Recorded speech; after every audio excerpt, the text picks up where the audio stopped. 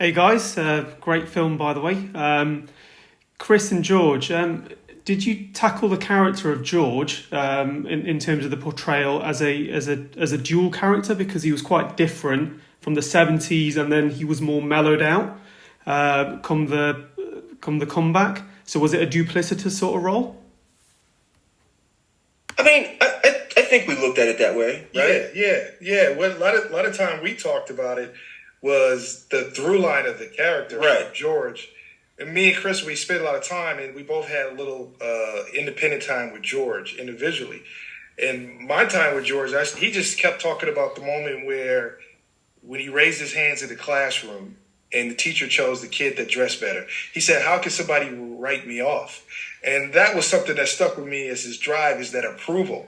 Always trying to look for approval. If I get the Olympics, if I get Joe Frazier, if I get the champ to be the champ, will it change? So the second half of the movie is about all that is gone. I got to look for approval with myself. So when me and Chris had our conversations, and when he talked to George individually, we were able to come together and keep that through line, even though.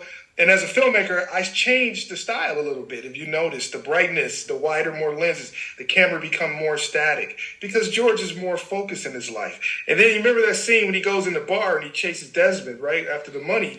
It starts getting back to the old style, and then it starts getting calm again. So that's just something, our conversations we talked about is through. Yeah. And also, what I wanted to do to elevate that, because this is something that George was always talking about, right, in regards to telling the story, was I wanted to highlight the fact that even in those moments where he did have rage and anger and things like that, that he was always that sweet, jolly, loving person from the beginning, that it was the circumstances that he was experiencing that were causing that rage, causing that anger. So the undertone of that for me was always, the through line was, he didn't just become jolly and happy. He always was jolly and happy, but now he gets to be who he truly is. He gets to really be himself. So being able to elevate George's vision while also trying to authenticate some type of like deep human capacity for George, even through those rough moments, was a part of how I wanted to weave that in.